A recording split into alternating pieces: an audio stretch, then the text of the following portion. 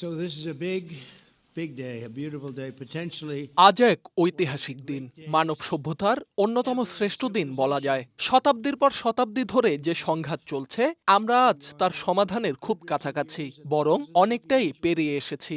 আমি ইসরায়েলের প্রধানমন্ত্রী বেনিয়ামিন নেতানিয়াহুকে ধন্যবাদ জানাতে চাই তার সহযোগিতার জন্য। আমরা ইরান, বাণিজ্য এবং আব্রাহাম চুক্তির সম্প্রসারণ সহ বহু গুরুত্বপূর্ণ বিষয়ে আলোচনা করেছি। সবচেয়ে বড় বিষয় গাজা যুদ্ধের অবসান এবং মধ্যপ্রাচ্যে স্থায়ী শান্তি প্রতিষ্ঠা। আজ আমি মধ্যপ্রাচ্যের শান্তি নীতিমালা প্রকাশ করছি, যা আরব ও মুসলিম দেশগুলোর সহযোগিতায় তৈরি হয়েছে। ইউরোপের নেতারাও এই উদ্যোগের প্রতি গভীর আগ্রহ দেখিয়েছেন। এই প্রস্তাবের অধীনে হামাস যদি সম্মতি দেয়, তবে 72 ঘন্টার মধ্যে সব জিম্মিকে মুক্তি দিতে হবে এবং যুদ্ধ বন্ধ হবে।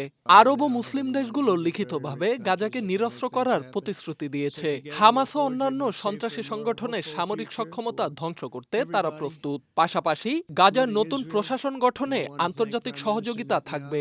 এই প্রক্রিয়া তদারকির জন্য গঠন করা হবে বোর্ড অব পিস, যার নেতৃত্বে থাকব আমি নিজে। যুক্তরাষ্ট্রের প্রেসিডেন্ট ডোনাল্ড জে ট্রাম্প এতে অংশ নেবেন আরব ও ইউরোপের বিভিন্ন দেশের নেতারা, যার মধ্যে রয়েছেন যুক্তরাজ্যের সাবেক প্রধানমন্ত্রী টনি ব্লেয়ারও। হামাস যদি এই প্রস্তাব প্রত্যাখ্যান করে, তবে ইসরায়েলের আত্মরক্ষার পূর্ণ অধিকার এবং যুক্তরাষ্ট্রের সমর্থন দেয়া হবে। আমাদের লক্ষ্য হলো স্থায়ী শান্তি প্রতিষ্ঠা। আমি বিশ্বাস করি হামাস এবার ইতিবাচক সাড়া দেবে।